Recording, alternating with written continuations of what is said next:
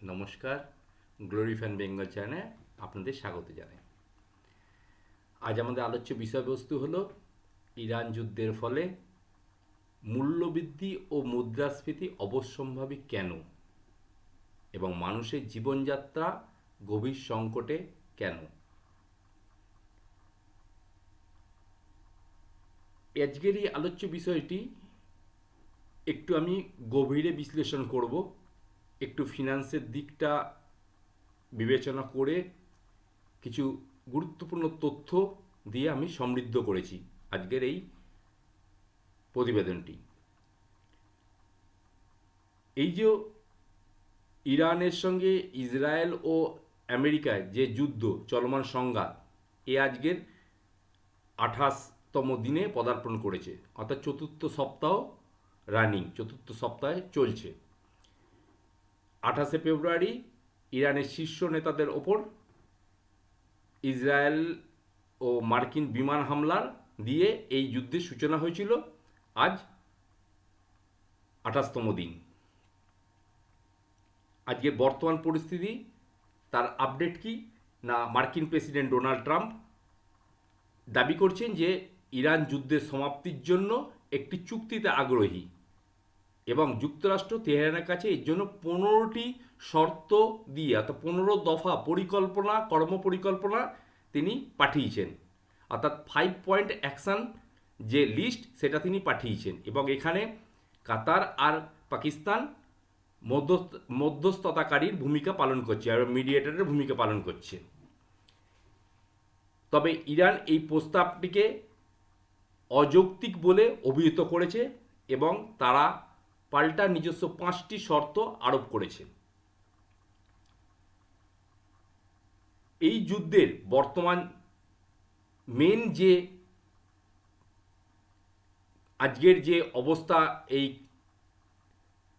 হয়েছে, তার পেছনে প্রথম এবং প্রধান কারণ কি, হরমুজ প্রণালী অবরুদ্ধ হয়ে যাওয়া, অবরুদ্ধ হয়ে পড়ে থাকার জন্য। অর্থাৎ ইরান হরমুজ প্রণালীকে অবরুদ্ধ করে রেখেছে। তার ফলে আজকের এই পরিস্থিতি, আজকের বিশ্ববাজারে জ্বালানির তীব্র সংকট সৃষ্টি হয়েছে।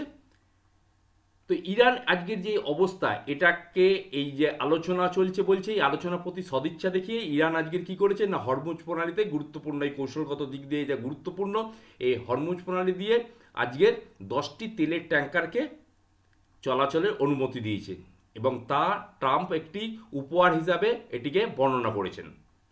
তবে সামগ্রিকভাবে এই প্রণালী অবরুদ্ধ থাকার ফলে বিশ্ববাজারে জ্বালানি তেলের দাম ব্যাপক বৃদ্ধি পেয়েছে।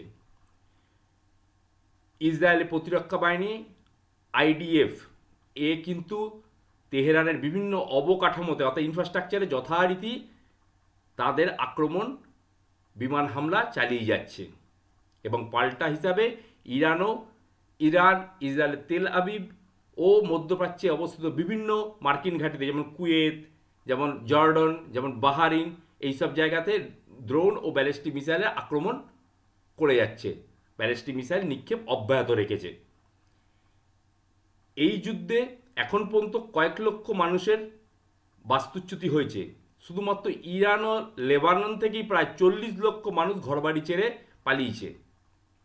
এবং লোহিত সাগর এবং ভূমধ্যসাগরীয়, লোহিত সাগর ও উপসাগরীয় অঞ্চলে ইরানের হামলায় বেশ কিছু বাণিজ্যিক জাহাজও ক্ষতিগ্রস্ত হয়েছে। যুদ্ধটা এখন কেবলমাত্র ইরান আর ইসরায়েল বা আমেরিকার মধ্যে সীমাবদ্ধ নেই, এটি সিরিয়া, লেবানন, পশ্চিম এশিয়ার 10টি দেশের মধ্যে ছড়িয়ে পড়েছে। যুক্তরাষ্ট্র ইতিমধ্যে মধ্যপ্রাচ্যে প্রায় 50,000 সৈন্য এবং 2টি বিমানবাহী রণতরী মোতায়েন করে রেখেছেন। এই ছিল আজকের যুদ্ধের একটা, চলমান যুদ্ধের একটা আপডেট। কিন্তু আমাদের আজ আলোচ্য বিষয় কি না, এই যে যুদ্ধের ফলে বিশ্ব অর্থনীতি বা জ্বালানি তেলের দামের ওপর যে প্রভাব, তার প্রভাবের ফলে মূল্যবৃদ্ধি এবং মুদ্রাস্ফীতি আজ অবশ্যম্ভাবী, এবং সামগ্রিক মানুষের জীবনযাত্রা গভীর সংকটের মধ্যে কেন, সেটাই আমরা আজকের আলোচনায় বিশ্লেষণ করে বোঝার চেষ্টা করব। তার আগে আমি আপনাদের কাছে আমার বিনীত অনুরোধ যে প্লিজ চ্যানেলটিকে সাবস্ক্রাইব করুন, যাতে আমি আপনাদের এরকম গুরুত্বপূর্ণ মূল্যবান তথ্য দিয়ে বাঙালি সমাজকে আমি সমৃদ্ধ করতে পারি। এবং একটি লাইক দিন, প্রতিবেদনগুলোকে শেয়ার করুন। এবার আসি আমাদের প্রতিবেদনে। ইরান যুদ্ধ আমাদের পার্থিব জীবনযাত্রার ব্যয়ের ওপর বিশাল প্রভাব ফেলেছে। তেলের দাম ইতিমধ্যে বাড়তে শুরু করে দিয়েছে, তার ফলে তার প্রভাব ধীরে ধীরে অন্যান্য খাদ্যদ্রব্য, পরিবহন, ভোজ্য তেল এবং শক্তি নির্ভর প্রতিটি জিনিসের ওপর গিয়ে পড়বে, যা মূলত আমাদের ব্যবহৃত পণ্য প্রায় সব পণ্যই আজকের প্রভাবিত হবে। এখন মুদ্রাস্ফীতি পুনরায় নিয়ন্ত্রণের বাইরে চলে যাবার একটা ঝুঁকি দেখা দিচ্ছে। তেলের বাজারের অস্থিরতা থেকে সব কিছুর দাম কিভাবে বাড়ে এটা একটু আমি বুঝিয়ে দিই। যে তেলের দাম বাড়লে বাজারে সব কিছুর দাম বেড়ে যাওয়ার প্রক্রিয়াটি এটি মূলত একটি চেন রিয়াকশান বা শিকল প্রক্রিয়ার মতো। এটি কিভাবে কাজ করে একটু বোঝা যাক।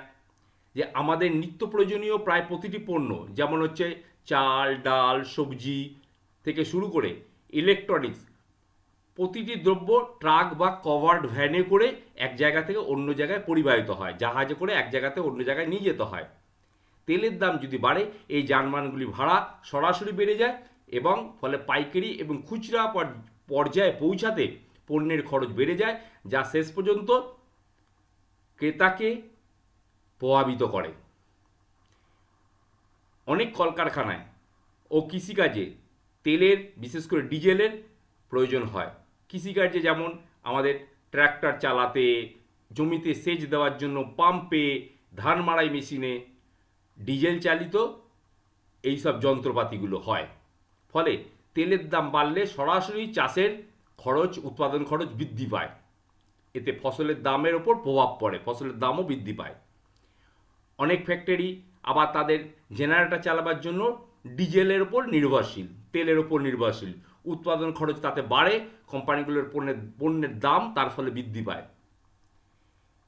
তেল দিয়ে বিদ্যুৎ উৎপাদনও করা হয়। যে এমন অনেক পাওয়ার প্ল্যান্ট রয়েছে যেগুলো ডিজেল চালিত, যেমন ব্রহ্মপুরম ডিজেল পাওয়ার প্ল্যান্ট, এটি কেরলে অবস্থিত। তামিলনাড়ুতে অবস্থিত কালীনগর পাওয়ার প্ল্যান্ট, এই দুটো এগুলো ডিজেল দ্বারা চালিত হয়, ডিজেল নির্ভর। আন্দামান নিকোবর দ্বীপপুঞ্জে বেশিরভাগই যেসব পাওয়ার প্ল্যান্টগুলো রয়েছে সবগুলি ডিজেল চালিত, কারণ এই সব অঞ্চলে কয়লা পৌঁছানো খুব কঠিন আন্দামান নিকোবর দ্বীপপুঞ্জে।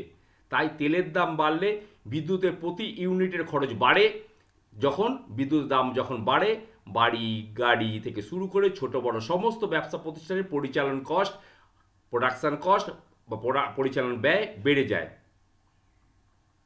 কাঁচামালের দাম বৃদ্ধি পায়, যেমন প্লাস্টিক পণ্য, সার, রাসায়নিক দ্রব্য, এগুলো তৈরির মূল উপাদান হিসাবে আমরা পেট্রোলিয়াম বা তেলের উপজাত, আমি আগেই বলেছিলাম পেট্রোলিয়াম বা তেলের উপজাত দ্রব্য, বাই প্রোডাক্ট হিসাবে এগুলো ব্যবহৃত হয়।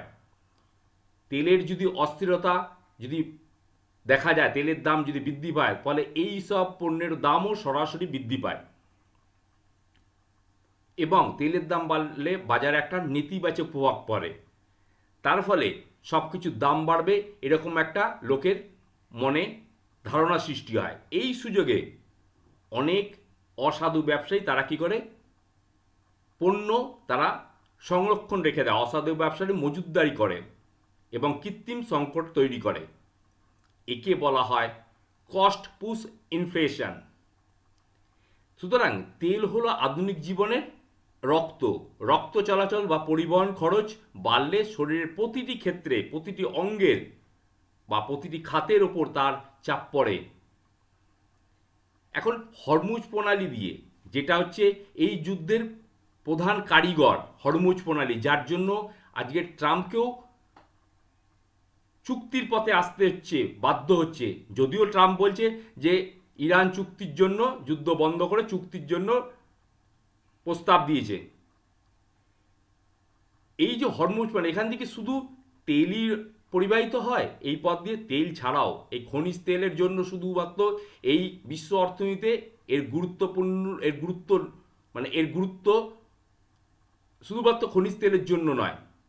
এখান এর যে শুধুমাত্র খনিজ তেল ছাড়া বিশ্ব অর্থনীতি আরও অনেক গুরুত্বপূর্ণ উপাদান জন্য এইটিকে চোক পয়েন্ট, সংবেদনশীল পয়েন্ট বা চোক পয়েন্ট বলা হয়। বর্তমানে এই জলপথটি ঘিরে ভূ রাজনৈতিক উত্তেজনা বাড়ায়, অনেক জাহাজ সেখানে আটকে পড়ে আছে। এই যে এলএনজি, লিকুইফাইড ন্যাচারাল গ্যাস, বিশ্বের মোট, আমি আগেই বলেছিলাম, মোট এলএনজি বাণিজ্যের প্রায় 20 থেকে 25% এই প্রণালী দিয়ে পরিবাহিত হয়। এর প্রধান রপ্তানিকারক দেশকে না কাতার। ফলে যুদ্ধের শুরুতে আন্তর্জাতিক বাজারে ব্রেন্ট ক্রুডের তেলের যে দাম ছিল ব্যারেল প্রতি, তা আজকের $100 অতিক্রম করে গেছে। আজকের ছিল $106 থেকে $8 মতো। বিশেষজ্ঞরা আশঙ্কা করছে যুদ্ধ যদি এখনই না থামে, এই দীর্ঘস্থায়ী হলে তেলের দাম, ব্রেন্ট ক্রুড অয়েলের দাম 150 থেকে $200 ছাড়িয়ে যেতে পারে। ফলে এই যে হরমুজ প্রণালী, এর ফলে বিশ্ববাজারে অলরেডি তেলের দাম বৃদ্ধি পেয়েছে। এখান দিয়ে এলএনজি অর্থাৎ লিকুইফাইড ন্যাচারাল গ্যাস বিশ্বের প্রায় 20 থেকে 25% এই প্রণালীতে পরিবাহিত হয়, সেটা ব্যাহত হচ্ছে। এছাড়া সার অর্থাৎ বিশ্বব্যাপী সমুদ্রপথে পরিবাহিত সারের প্রায় 1/3 1/3 এই অঞ্চল দিয়ে পরিবাহিত হয়, এই পথ দিয়ে আসে। বিশেষ করে ইউরিয়া, অ্যামোনিয়া এবং ফসফেট এর সরবরাহ এই অঞ্চল দিয়ে হয়। এই সরবরাহ টান পড়লে যথারীতি বিশ্বব্যাপী খাদ্য শৃঙ্খলার ওপর বা খাদ্য নিরাপত্তা বিঘ্নিত হবে। সার এবং প্রাকৃতিক গ্যাসের সরবরাহ কমলে কৃষিকার্যের কী হবে না, খরচ বেড়ে যাবে, এবং কৃষিজ পণ্যের খরচ বাড়লে সরাসরি আমাদের চাল, ডাল, সবজির মতো নিত্য প্রয়োজনীয় জিনিসপত্রের দামও সরাসরি বৃদ্ধি পাবে। বিশ্বের মোট অ্যালুমিনিয়াম সরবরাহের প্রায় 8% এবং প্রচুর পরিমাণ সালফার এই হরমুজ প্রণালী দিয়ে পরিবাহিত হয়। এছাড়াও সেমিকন্ডাক্টর তৈরিতে ব্যবহৃত হিলিয়াম গ্যাস এর সরবরাহের ক্ষেত্রেও এই প্রণালী গুরুত্বপূর্ণ ভূমিকা পালন করে। আর ডিটারজেন্ট, প্রসাধন সামগ্রী বা প্লাস্টিক তৈরির জন্য আগেই আমার প্রতিবেদন আমি উল্লেখ করেছিলাম যে পেট্রোকেমিক্যালের যে ফিডস্টক মানে কাঁচামাল হিসাবে খনিজ তেল অর্থাৎ ক্রুড অয়েল এবং প্রাকৃতিক গ্যাস ব্যবহৃত হয়। এই উৎসগুলো থেকে যে এইগুলোতে কাঁচামালগুলোতে প্রক্রিয়াকরণের মাধ্যমে সুনির্দিষ্ট যে পেট্রোকেমিক্যাল, ডিটারজেন্ট, প্রসাধন সামগ্রী, প্লাস্টিক তৈরির জিনিসপত্র তৈরি পাওয়া যায়। এইখান দিয়ে এই কাঁচামালগুলো অর্থাৎ ক্রুড অয়েল, প্রাকৃতিক গ্যাস এই হরমুজ প্রণালী দিয়েই পরিবাহিত হয়। ফলে কাঁচামালের যদি সংকট দেখা দেয়, তাহলে কি হবে না, ইলেকট্রনিক্স বা কেমিক্যালজাত পণ্যের দাম বৃদ্ধি পাবে। এর দাম বৃদ্ধি পেলে গৃহস্থলী জিনিসপত্রের দামও আকাশচুম্বী হতে পারে। মধ্যপ্রাচ্য থেকে জাফরান, সার্ডিন, এছাড়া অঙ্কপি মাছের মতো বিভিন্ন খাদ্যদ্রব্য এই রুটের মাধ্যমে চলাচল করে বা এই রুটের ওপর নির্ভরশীল। ফলে এই সব প্রয়োজনীয় জিনিসপত্রের দামও বৃদ্ধি পাবে। জাহাজ চলাচল ব্যাহত হলে তার মানে কি হয় না, এই পথের বিকল্প হিসেবে তখন কি করে বিমান পথে নিয়ে যাওয়া হয়। তো বিমান পথে হলে বিমানের ভাড়া বৃদ্ধি পায়। বিমানের ভাড়া আজকের এয়ার ফ্লাইট বা শিপিং খরচ 2 থেকে 3 গুণ বৃদ্ধি পেয়েছে। সরাসরি পণ্যের চূড়ান্ত মূল্যের ওপর এটা প্রভাব ফেলে। ভারতের মতো আমদানিকৃত দেশ অর্থাৎ আমদানি নির্ভর দেশের জন্য এই পরিস্থিতি অত্যন্ত উদ্বেগজনক। আমি বারবার করে বলি, ভারত কিন্তু আমদানি নির্ভর দেশ। ভারত যত জিনিসপত্র রপ্তানি করে তার চেয়ে বেশি পরিমাণ জিনিসপত্র আমদানি করে। ভারতে এই মুদ্রাস্ফীতি বা ইনফ্লেশন সৃষ্টি হয় কি করে না, আমদানিকৃত দ্রব্যমূল্যের দাম যদি বাড়ে, তার ফলে কি হয়, মুদ্রাস্ফীতি ঘটে। মুদ্রাস্ফীতি কিভাবে ঘটে না, আমি আগেও ডিসকাস করি। মুদ্রাস্ফীতি মানে কি, আগে যে টাকায় বা যে মূল্যে যে পরিমাণ জিনিসপত্র কিনতে পাওয়া যেত, এখন যদি সেই মূল্যে তার চেয়ে কম পরিমাণ জিনিস পাওয়া যায়, তার মানে কি মুদ্রাস্ফীতি হয়েছে, অর্থাৎ তাকে বলা হয় ইনফ্লেশন। এই ইনফ্লেশন সাধারণত দুটি দিক থেকে আসে। একটি হচ্ছে, আমি আগে বললাম যে cost push inflation, second one is currency depreciation. এ দুটো আমি একটুখানি সহজভাবে একটু বর্ণনা করে দিই যে কারেন্সি ডেপ্রিসিয়েশন কি। ভারতের যে প্রয়োজনীয় যে আমাদের যে তেল, তার প্রায় 85 to 90% ভারত কী করে, আমদানি করে। ফলে আন্তর্জাতিক বাজারে তেলের দাম যদি বাড়ে, তার ফলে কী হয়, তেল কেনার জন্য ভারতকে ডলারে পেমেন্ট করতে হয়। এবার তেলের দাম বাড়লে কী হয়, ডলারের চাহিদা বাড়ে, যদি ডলারের ডিমান্ড বাড়ে, বেশি ডলারের প্রয়োজন হয় বেশি তেল কিনতে গেলে বা তেল কিনতে গেলে, কেন যেহেতু তেলের দাম বৃদ্ধি পাচ্ছে, বেশি দামে ডলার আমাকে দিতে হবে। এবং ডলারকে তাহলে কি হয়, ডলারের যখন ডিমান্ড বাড়ে ডলারের চাহিদা কমে, মানে চাহিদা বাড়ে, ডিমান্ড বেড়ে যায় ডলারের ডিমান্ড বাড়ার সঙ্গে সঙ্গে কী হয় না, আগে যদি আমি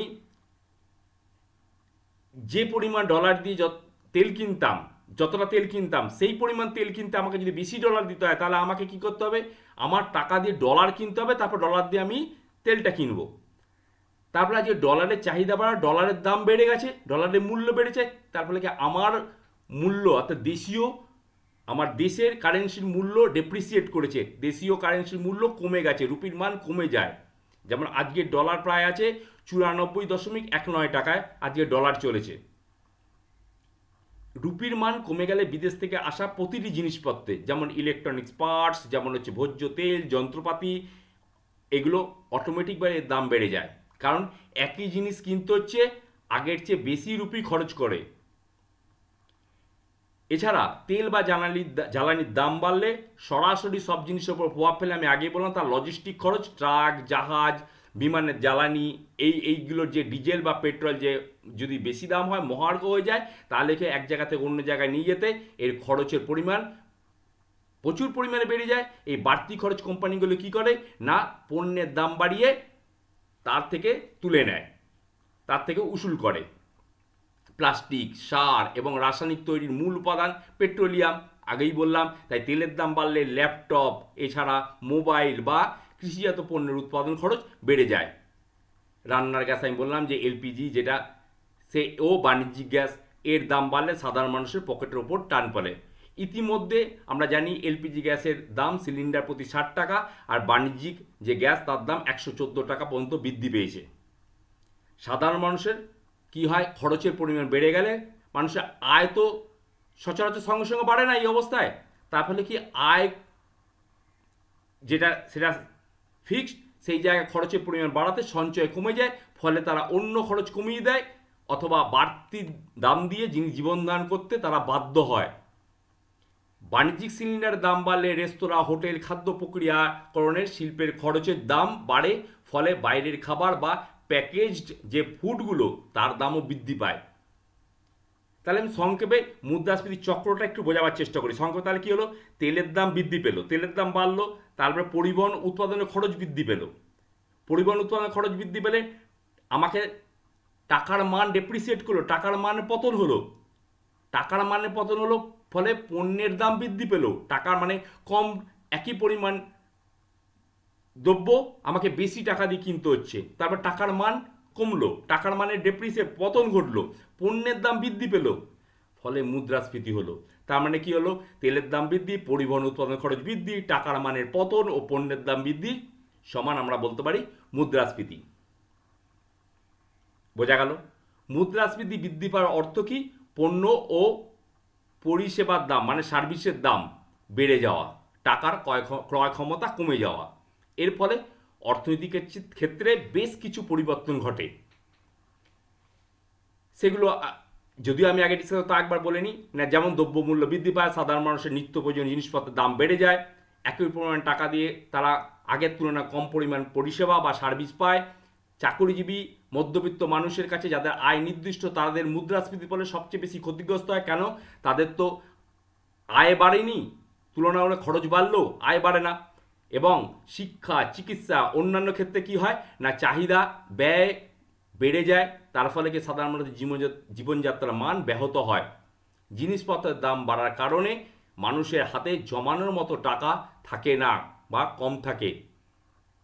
এই যে মুদ্রাস্ফীতি হয়, এই মুদ্রাস্ফীতি বা জিনিসের দাম বেড়ে যাওয়া, একে নিয়ন্ত্রণ করে কে, একে নিয়ন্ত্রণ করে কেন্দ্রীয় সরকারগুলো, প্রত্যেকটি দেশের সেন্ট্রাল ব্যাঙ্কগুলো। ভারতের যেমন সেন্ট্রাল ব্যাঙ্কে রিজার্ভ ব্যাঙ্ক, ইউএসএ সেন্ট্রাল ব্যাঙ্কে federal reserve system, the federal, সংক্ষেপে দ্য ফেড বলা হয় যাকে। বাংলাদেশের বাংলাদেশ ব্যাংক, যুক্তরাজ্যের ইউকের কিনা ব্যাংক অফ ইংল্যান্ড, এরা হচ্ছে এদের ফেডারেল ব্যাংক। তারা মূলত কি করে, বাজারে কি করে টাকার প্রবাহ কমায়, টাকার প্রবাহটা কমায়, মানে টাকার পরিমাণ কমাবার চেষ্টা করে মুদ্রাস্ফীতিকে নিয়ন্ত্রণ করার চেষ্টা করে।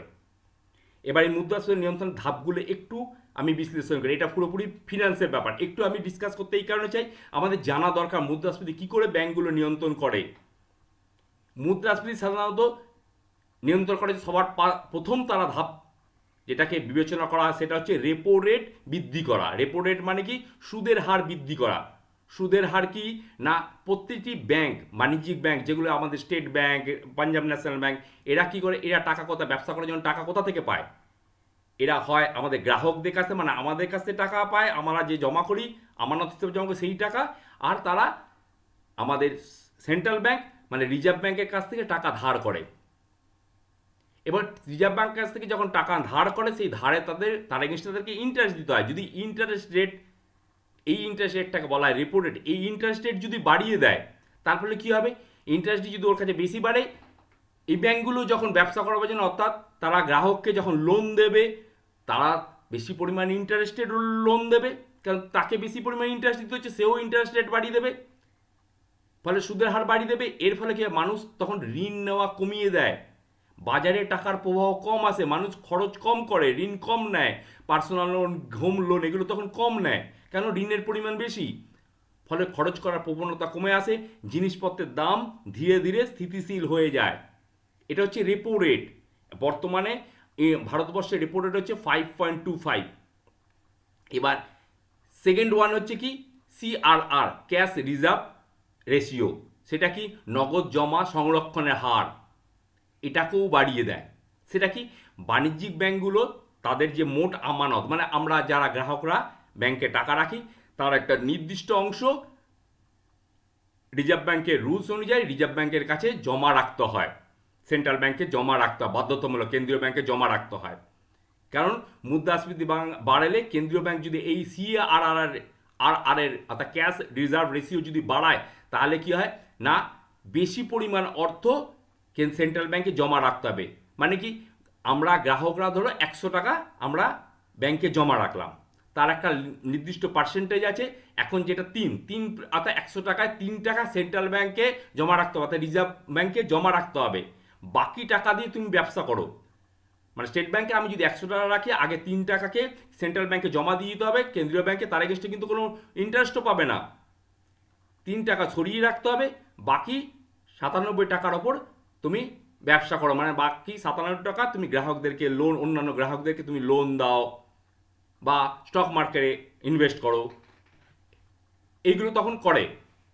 ফলে বাণিজ্যিক ব্যাংকগুলো হাতে খরচ করার মতো টাকা কমে যায়, ফলে বাজারে টাকার পরিমাণ কমে যায়, তারা বাজারে টাকা তখন কম ঋণ দিতে পারে, টাকার পরিমাণ বাজারে টাকা সরবরাহ কমে আসে, ফলে জিনিসপত্রের দাম তখন কি হয়, আস্তে আস্তে কমতে শুরু করে, কেন, চাহিদা কমে যায়, আমার হাতে টাকা না থাকলে আমি কিনবো কেন, কিনবো না, কেনার পরিমাণ কমে যাবো, তার ফলে কী হবে, জিনিসপত্রের চাহিদা যদি কমে যায়, ডিমান্ড যদি কম হয়, তার দামও কমতে শুরু করে, এইভাবে মুদ্রাস্ফীতি নিয়ন্ত্রণ করা হয়। থার্ড ওয়ান হচ্ছে ওপেন মার্কেট অপারেশন। সেটা কি, কেন্দ্রীয় ব্যাংকগুলো, সেন্ট্রাল ব্যাংকগুলো সাধারণত কী করে, বাজারে ক্যাশের পরিমাণ বেশি আসলে, প্রচুর টাকা থাকলে তখন কী হয়, মানুষের হাতে টাকা থাকলে জিনিসপত্র কেনার চাহিদা বেড়ে যায়, তার ফলে কী হয়, মুদ্রাস্ফীতি ঘটে, অর্থাৎ মূল্য বেড়ে যায়, জিনিসপত্র যখন ডিমান্ড প্রচুর থাকে, জিনিসপত্রের দাম মূল্য বৃদ্ধি হয়, তার ফলে ইনফ্লেশনও বৃদ্ধি পায়। বাজার থেকে তখন কী করে, টাকা যদি বেশি থাকে টাকাটা তুলে নেয়, তুলে নেওয়ার জন্য তারা কী করে না, সরকার কী করে, নির্দিষ্ট রেটে একটা লোভনীয় ইন্টারেস্ট দেয়, দিয়ে বলে যে আমি সরকারি বন্ড কিছু বাজারে ছাড়লো, সরকারি বন্ড, সিকিউরিটি এগুলো বিক্রি করে। ব্যাংক যদি, যখন কোনো ব্যাংক বা ব্যক্তিরা এই বন্ড কেন, অন্য কোনো ব্যাংক বা ব্যক্তিরা যখন এই বন্ডটা কেনে, তখন বাজার থেকে টাকা কেন্দ্রীয় ব্যাংকের কাছে চলে আসে, তার ফলে এতে বাজার তখন নগদ টাকার প্রবাহটা কমে যায়, সংকট দেখা যায়, তাহলে মুদ্রাস্ফীতি অনেকটা নিয়ন্ত্রণে আসে। 4 নাম্বার হচ্ছে এসএলআর। সেটা কি না, স্ট্যাটুটরি লিকুইডিটি রেশিও, এখন সেটা 18% রয়েছে ভারতবর্ষে। ব্যাংকগুলো তাদের আয়ের একটা অংশ, তারা যা ইনকাম করে তার আয়ের একটা অংশ সোনা বা নগদ আকারে নিজেদের কাছে রেখে দিতে হয়। এই হার বাড়িয়ে দিলে, অর্থাৎ আজকে যদি আমি ব্যবসা করে, স্টেট ব্যাংক ব্যবসা করে আমি ইনকাম করেছি 10,000 টাকা, এর যদি আমাকে 18% আমাকে আমাকে সরিয়ে রাখতে হয়, সোনা কিনে বা অন্যভাবে আমাকে রিজার্ভ করে রাখতে হয়। এইটাকে বলা হয় স্ট্যাটুটরি লিকুইডিটি রেশিও। এটাকে আমাকে সরিয়ে রাখতে হবে, টাকা ক্যাশ হিসাবে রেখে দিতে হয়। কেন রেখে দিতে হয়? যে হঠাৎ করে আমার যদি লিকুইডিটির প্রয়োজন, অর্থাৎ ক্যাশের প্রয়োজন হলো, বাজারে ক্যাশের সংকট হলো, তখন নগদের সংকট হলো, তখন হয়তো যদি গ্রাহকরা আজকেরই এখন ক্যাশ চায়, তো ক্যাশ যদি আমি সব যদি ব্যবসার কাজে লাগিয়ে দিই, আমার হাতে যদি ক্যাশ না থাকে, তাহলে কি আমি তখন সেই চাহিদা মেটাবো কী করে? সেই জন্য নিয়ম হচ্ছে একটা পার্সেন্টেজ তুমি সোনা বা নগদ হিসাবে তোমার কাছে রেখে দিতে হবে। সেটাকে বলা হয় SLR, অর্থাৎ স্ট্যাটুটরি লিকুইডিটি রেশিও। এটা যদি বাড়িয়ে দেয় তার ফলে কী হয়, বেশি পরিমাণ তুমি কি করবে না, তোমাকে তখন সরিয়ে রাখতে হবে। ব্যবসা বাণিজ্যিক খাতে মার্কেটে তখন কম টাকা তুমি বার করবে, অর্থাৎ ব্যবসার জন্য কম টাকা দেবে, লোককে ঋণ কম দেবে, তার ফলে বাজারে টাকার পরিমাণ কম আসবে, কম ছাড়তে বাধ্য হবে। তারপরে বাজারে টাকার পরিমাণ কম এলে মুদ্রাস্ফীতি কমে, কেন জিনিসপত্রের চাহিদা কমে, চাহিদা কমলে মূল্য কমতে বাধ্য। সরাসরি নিয়মের পরিবর্তন না করে কেন্দ্রীয় ব্যাংক, অনেক বাণিজ্যিক ব্যাংকগুলো নির্দিষ্ট কিছু খাতে ঋণ দিতে তারা নিরুৎসাহিত করতে পারে। যেমন বিলাসদ্রব্য কিনতে, ল্যাপটপ, ফোন, দামি ফোন কিনতে, এগুলোর জন্য নিরুৎসাহিত করে, যে এগুলো কেনবার জন্য লোন দেয় না। সুতরাং কেন্দ্রীয় ব্যাংক মূলত সুদের হার বাড়িয়ে এবং ঋণের সুযোগ কমিয়ে মানুষের হাতে টাকার কম রাখার চেষ্টা করে, যাতে বাজারে চাহিদা কমে, জিনিসের দাম বাড়ে। এভাবে মুদ্রাস্ফীতি নিয়ন্ত্রিত হয়। কেন্দ্রীয় ব্যাংকের কাছে এখন যে অবস্থায় বর্তমান পরিস্থিতিটা অনেকটা আগুনে ঘি ঢালার মতো। একদিকে মুদ্রাস্ফীতি নিয়ন্ত্রণের কাজ চড়ার চাপ, অন্যদিকে তেলের দাম বেড়ে যায়, অর্থনৈতিক একটা মন্দার ঝুঁকি, সব মিলিয়ে এক কঠিন অবস্থার দোরগোড়ায় দাঁড়িয়ে। মুদ্রাস্ফীতি, এই ইনফ্লেশনের যে প্রেশার, সেটা কি, তেলের দাম বাড়লে সরাসরি পরিবহন খরচ, উৎপাদন খরচ এগুলো বাড়ে, ফলে খাদ্যদ্রব্য থেকে শুরু করে প্রতিটা জিনিস, নিত্য প্রয়োজনীয় প্রতিটা সব কিছু দাম বাড়তে থাকে। কেন্দ্রীয় ব্যাংক সাধারণত মুদ্রাস্ফীতি কমাতে সুদের হার বাড়ায়, যাতে মানুষের হাতে টাকা কম থাকে। আমি যেটা বুঝালাম যে টাকা কম থাকে, খরচ যাতে কমে। কিন্তু মুদ্রাস্ফীতি যখন অতিরিক্ত চাহিদার কারণে হয়, তখন সুদ বাড়ানোটা কার্যকারী। কিন্তু যে তেলের দামের ক্ষেত্রে সমস্যাটা কিন্তু অন্য রকম। আমি যদি ঋণের পরিমাণ বাড়াই, মানে সুদের পরিমাণ বাড়াই, তাহলে কিন্তু আমার তেলের দাম কমবে না। তেলের ক্ষেত্রে সমস্যাটা হলো সাপ্লাই শক, অর্থাৎ যোগানের অভাব। সুদের হার বাড়িয়ে তেলের খনি থেকে উত্তোলন বাড়ানো সম্ভব নয়। এবং জ্বালানি তেলের যদি উচ্চ মূল্য মানেই হলো ব্যবসা বাণিজ্যের ক্ষতি, ব্যবসা বাণিজ্য, সাধারণ মানুষের খরচ বেড়ে যা, তখন মানুষ জ্বালানি বা বিদ্যুতের পেছনে বেশি টাকা খরচ করে। তখন তেমন কেন তোমাকে পণ্য পরিবহন করে পরিবহনের জন্য খরচ করতেই হবে। তখন তারা কি করে, অন্য পণ্য কেনা কমিয়ে দেয়, ফলে বৈশ্বিক যে উৎপাদন ও সেবা খাতে, অর্থাৎ সার্ভিস খাতের যে গ্রোথ, সেটা থমকে যায়, সেটা স্ট্যাগন্যান্ট হয়ে যায়। ফলে কি, শেষ পর্যন্ত একটা রিসেশনের অবস্থা, অর্থনৈতিক একটা মন্দার অবস্থার দিকে ঠেলে দেয়। এখন সুদের হার নিয়ে এই যে টানাপোড়েন, অর্থাৎ কেন্দ্রীয় ব্যাংকরা যখন এই আমাদের রিজার্ভ ব্যাংক, ফেডারেল ব্যাংক, এরা যখন এই সুদের হার নিয়ে এখন একটা বড় দ্বিধায় রয়েছে। যদি তারা সুদের হার বাড়ায়, মুদ্রাস্ফীতি হয়তো কিছুটা কমবে, কিন্তু ঋণের খরচ বেড়ে যাওয়ায় ব্যবসা বাণিজ্য স্ট্যাগন্যান্ট, স্থবির হয়ে যাবে। এতে বেকারত্ব বৃদ্ধি পেতে পারে। বেকারত্ব বৃদ্ধি পাওয়ার ফলে কি হবে না, আজকের অনেক বেকারত্ব বাড়ার ফলে আমাদের বাজারে আরও ক্রাইসিস সৃষ্টি হবে। সুতরাং এইটাকে বলা হয় আবার সবচেয়ে এখন যে ভয়ের বিষয়, সেটা হচ্ছে আমাদের স্ট্যাগফ্লেশন। সেটা কি না, এমন এক পরিস্থিতি যেখানে মুদ্রাস্ফীতি অনেক বেশি থাকে, কিন্তু অর্থনৈতিক যে প্রোগ্রেস, যে ডেভেলপমেন্ট, সেটা স্ট্যাগনেন্ট হয়ে যায়। তেলের দামের এই ঊর্ধ্বগতি কেন্দ্রীয় বা ব্যাংকারদের সেই ঝুঁকিপূর্ণ অবস্থার দিকে নিয়ে যাচ্ছে। এই যে আমি বললাম স্ট্যাগফ্লেশন, সেটা কি সেটা একটু বোঝা দরকার, সেটা দেখো। সেটা হচ্ছে অর্থনীতির একটা অত্যন্ত জটিল ও বিপজ্জনক অবস্থা হলো স্ট্যাগফ্লেশন। এটা তিনটে পরিস্থিতি তৈরি করে, তিনটে পরিস্থিতি তৈরি হয় এর জন্য। এক নম্বর হচ্ছে কি স্ট্যাগনেশন তৈরি হয়, অর্থাৎ স্থবিরতা, অর্থনৈতিক প্রবৃত্তি মানে জিডিপি এর গ্রস যে ডোমেস্টিক প্রোডাক্ট এটা অত্যন্ত ধীর হয়ে যায়। উচ্চ মুদ্রাস্ফীতি অর্থাৎ হাই ইনফ্লেশন, নিত্য প্রয়োজনীয় জিনিসপত্রের দাম বাড়তে থাকে। আনএমপ্লয়মেন্ট, এই যে আগেই আমি বললাম বেকারত্ব, ব্যবসা মন্দা হলে কর্মসংস্থান কমে যায়। সুদের হার বেশি থাকলে থাকলে বা কমানো হলে সাধারণ মানুষ কি হয়, সরাসরি ক্ষতিগ্রস্ত হয়। কীরকম বাড়ি গাড়ির ইএমআই এর ঋণের পরিমাণ বেড়ে যায়, আয়ের বড় অংশ ঋণের সুদ হিসাবে দিতে চলে যায়, ফলে তারা অন্য খাতে খরচের পরিমাণ কমিয়ে দেয়।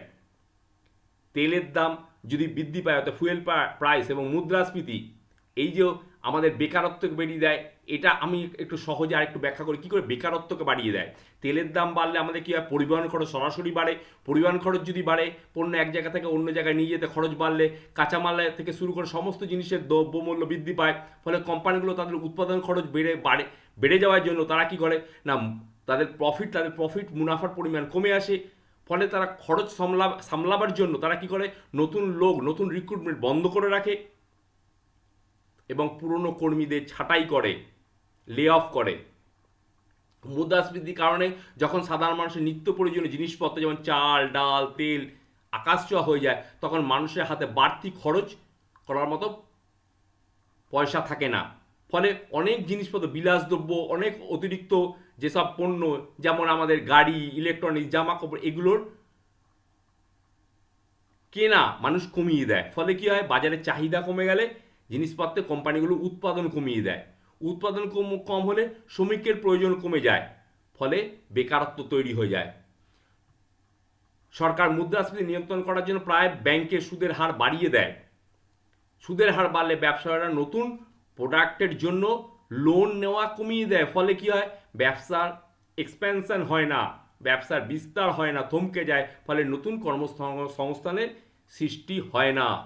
আর ছোট এবং মাঝারি ব্যবসাগুলো তো তেলের দাম বা কাঁচামালের দামের জন্য আকস্মিক ধাক্কা সামলাতেই পারে না। তারা বড় কোম্পানিগুলো টিকে গেলেও তারা কি হয়, অনেক ছোট ছোট ফ্যাক্টরি ব্যবসা বন্ধ হয়ে যায়। ফলে একসাথে অনেক মানুষের কাজ যায়। সুতরাং তেলের দাম বাড়া মানেই সব কিছুর দাম বাড়া। এতে মানুষের কেনাকাটার ক্ষমতা কমে যায় এবং ব্যবসার খরচ বেড়ে যায়। এই দুই চাপের মুখে পড়ে কোম্পানিগুলো কর্মী ছাঁটাই করতে বাধ্য হয়, যা দেশের বেকারত্বকে বাড়ায়। এই যে বেকারত্ব বাড়লো, সুতরাং আমরা বলতে পারি তেলের দাম বাড়লে রুপির দাম কমে বা ভারতের মধ্যে সে অর্থনীতির উপর একটা চাপের সৃষ্টি হয়। এই অর্থনৈতিক অস্থিরতাকে বিনিয়োগকারীদের আত্মবিশ্বাস কমিয়ে দেয়। তারপরে নতুন স্টার্ট আপ সৃষ্টি হয় না, বেকারত্ব বৃদ্ধি পায়। সুতরাং এই ইরান যুদ্ধ জ্বালানি সংকটের সাথে সাথে মূল্যবৃদ্ধি মুদ্রাস্ফীতিকে অবশ্যম্ভাবী করেছে এবং যা সাধারণ মানুষের জীবনযাত্রাকে এক গভীর সংকটপূর্ণ করে তুলেছে। এখন করণীয় কি? এই আমাদের সেন্ট্রাল ব্যাঙ্কগুলো, রিজার্ভ ব্যাঙ্ক, এরা কি করছে, কেন্দ্র এখন খুব সাবধানে পদক্ষেপ মানে সাবধানী স্টেপ ফেলছে। সাবধানে তারা কি করছে না, অপেক্ষা করছে। তারা বলছে অপেক্ষা করো, দেখো, ওয়েট অ্যান্ড ওয়াচ, এই নীতি অবলম্বন করেছে। তারা দেখছেন তেলের দামের যে বৃদ্ধি, এটা সাময়িকভাবে মানে সাময়িক না দীর্ঘমেয়াদী। যদি এটা দীর্ঘমেয়াদী হয় তাহলে হয়তো অনিচ্ছা সত্ত্বেও তাদেরকে কঠোর মুদ্রানীতি অর্থাৎ উচ্চ সুদের হার বজায় রাখতে হবে, যা বৈশ্বিক অর্থনীতির জন্য বেশ কষ্টকর হতে পারে। আশা করি আমি জ্বালানি সংকটের সাথে যে মূল্যবৃদ্ধি মুদ্রাস্ফীতি যে অবশ্যম্ভাবী হয়ে উঠেছে এবং মানুষের জীবনযাত্রা আজকের সংকটপূর্ণ করে তুলেছে তা বোঝাতে সক্ষম হলাম। ধন্যবাদ। ভালো লাগলে প্লিজ সাবস্ক্রাইব করুন চ্যানেলটিকে এবং শেয়ার করুন এবং একটি লাইক দিন। Thank you.